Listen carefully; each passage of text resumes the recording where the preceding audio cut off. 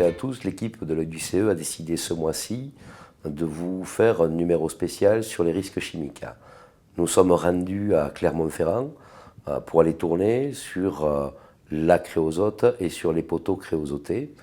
Je vous laisse découvrir le film et vous retrouve en conclusion.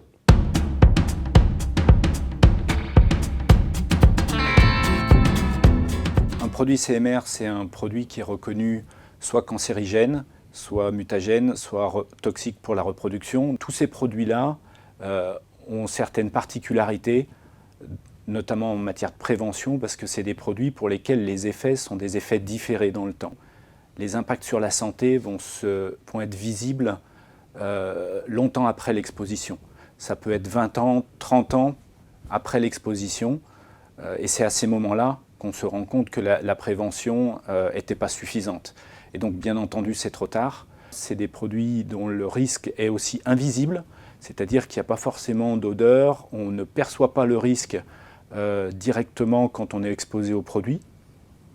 C'est à travers la connaissance de ce qu'est le produit, connaissance qui en général doit être tracée par des fiches de données de sécurité et dont les risques doivent être tracés aussi sur les étiquettes des produits. Donc il faut être très vigilant aux pictogrammes qu'il y a sur les étiquettes des produits. Comme on est sur des sujets qui sont forcément graves, quand il y a des décès, on a tendance à imputer ça sur d'autres facteurs, les facteurs extra-professionnels, la consommation de tabac par exemple, et souvent on refuse de voir l'impact des expositions passées sur les maladies d'aujourd'hui aussi. Donc ces sujets-là sont évidemment tabous aussi côté employeur, qui ont tendance à ne pas vouloir voir les liens aussi qu'il peut y avoir. Le dispositif de prévention est très spécifique.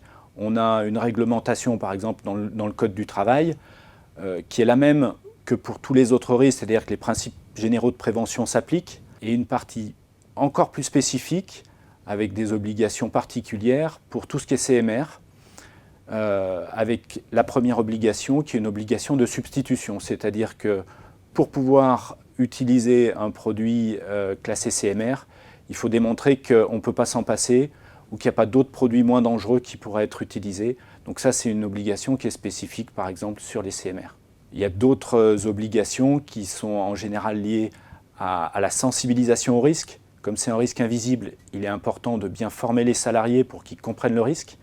Et ce n'est pas uniquement la formation aux EPI, c'est aussi mettre des mots sur quels sont les risques. Donc ça, c'est la sensibilisation au risque. Et puis évidemment, il y a des obligations en matière de ventilation, de prévention, sur tout ce qui est prévention collective dans les locaux, et in fine de port de protection individuelle, là où on n'a pas pu complètement couper les salariés du risque CMR.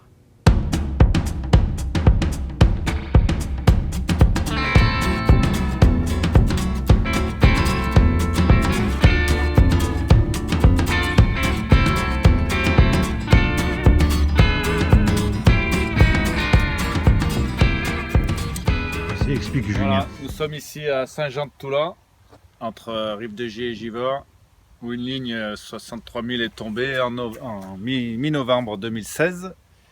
Et suite à donc trois pylônes sont tombés. Et suite à ça, l'équipe ligne de Saint-Étienne a dépanné en installant des poteaux bois.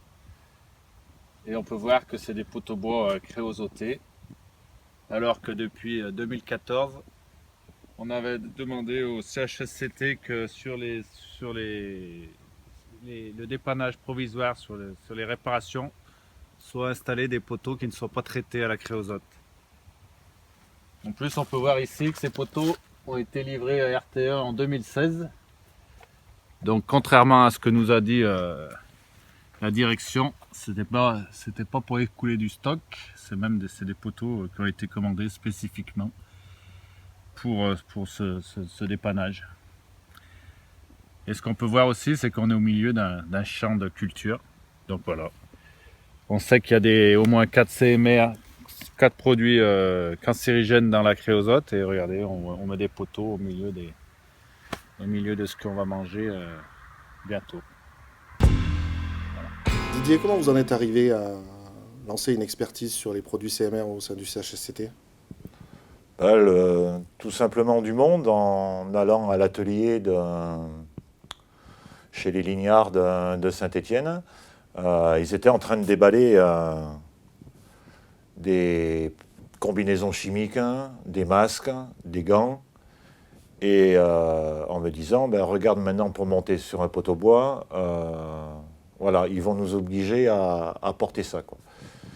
Après est venue la réflexion, mais comment ça se fait qu'avant on n'en mettait pas, que ça arrive un petit peu d'un coup. Donc on a posé la question à un CHSCT.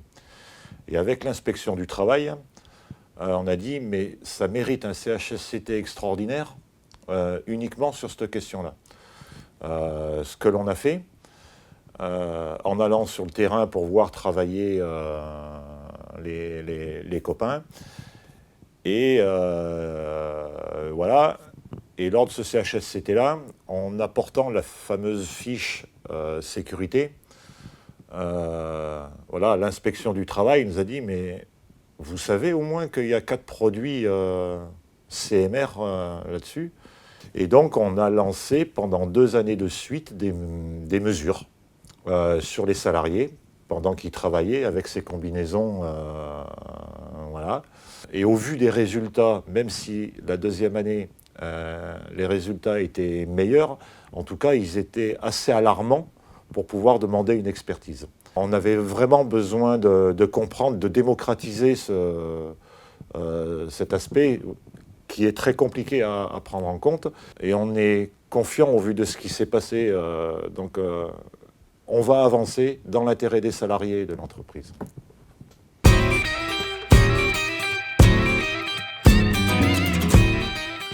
Pour répondre à la demande du CHSCT, on a commencé par regarder ce qu'était la créosote utilisée pour traiter les poteaux. C'est un produit chimique qui est particulier avec des centaines de substances différentes. Certaines sont reconnues cancérogènes, d'autres non. Donc c'est un cocktail de produits chimiques dont la perception du risque n'est pas si simple que ça. Il y a une réglementation spécifique avec notamment une réglementation européenne sur l'interdiction de la créosote.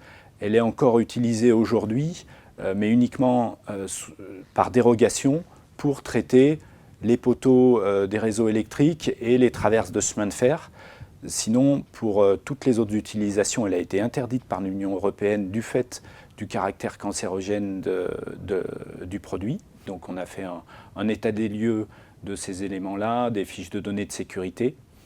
Ensuite, il y a eu tout un travail sur le terrain avec les agents des équipes lignes pour aller à la fois voir comment se passait leur activité, mais aussi échanger avec eux, comprendre leur perception du risque. Et ces échanges ont été très importants, très riches, puisqu'on s'est rendu compte qu'ils avaient une perception très faible du risque et que toute la communication qui était faite auprès des salariés par l'employeur pointait un risque qui était perçu comme faible, voire négligeable. On leur parle de risque d'irritation cutanée. Voilà, et par contre, on leur demande de mettre des combinaisons chimiques. Donc on voit bien qu'à un moment donné, pourquoi s'embêter à porter des combinaisons chimiques compliquées à mettre en œuvre, à faire très attention dans les modes opératoires pour un risque que eux percevaient comme minime, maîtrisé en dessous des valeurs limites réglementaires, et donc pas de risque cancérogène pour eux, uniquement un risque d'exposition cutanée. Mais c'est aussi comme ça que c'est évalué par RTE dans l'évaluation des risques. Donc ça, c'est un constat important qu'on a relevé. On a sensibilisé sur l'importance de former correctement, de donner la bonne information aux salariés, de leur parler du risque cancérogène auquel ils sont réellement exposés. On a alerté particulièrement parce qu'on avait des mesures d'exposition qui montraient quand même un niveau d'exposition loin d'être négligeable et qui pouvait avoir un impact sur la santé. Et du coup, on a porté cette alerte-là.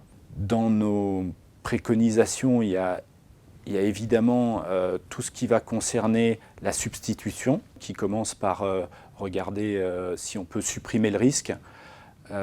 C'est des choses qui avaient déjà été regardées par l'employeur suite aux remontées des représentants du personnel, et la décision, on l'a plus accompagnée qu'autre chose, puisqu'elle était déjà un peu dans les tuyaux, mais ça nous a été confirmé qu'a priori, donc, il y aurait suppression des poteaux créosotés pour tous les poteaux neufs. Ça ne veut pas dire que le risque est supprimé, parce que pendant encore des dizaines d'années, il y aura des remplacements de poteaux où les poteaux qui seront enlevés auront été traités à la créosote, même si les poteaux neufs, eux, ne le sont plus, sont traités avec un autre produit qui est moins dangereux et qui n'est pas CMR. Donc c'est un gain en termes de risque, puisque c'est substitué par un produit qui est moins dangereux. Les dernières recommandations portaient sur l'amélioration du dispositif de prévention et la traçabilité des expositions passées, puisqu'on a identifié le besoin de retracer toutes les expositions passées qu'il y a pu avoir, notamment avant 2013, avant la mise en place d'un suivi structuré qui existe aujourd'hui pour les équipes lignes de RTE, où toutes les expositions actuelles sont tracées. Mais il y a tout un travail à faire pour reconstituer toutes les expositions passées suivant les parcours individuels de chaque salarié.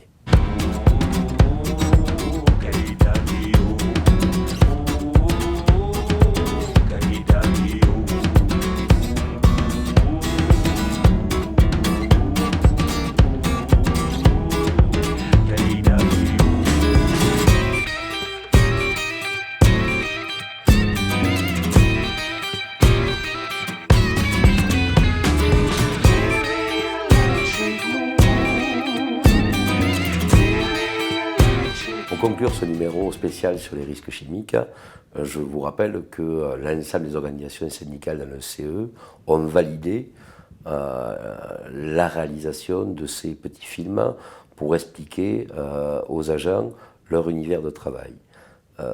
Une fois de plus, seule la CGT a répondu à l'invitation du CE, et j'invite donc l'ensemble des organisations syndicales, la direction aussi, et à venir s'exprimer ou rendre des comptes durant ces petits films. À bientôt et portez-vous bien.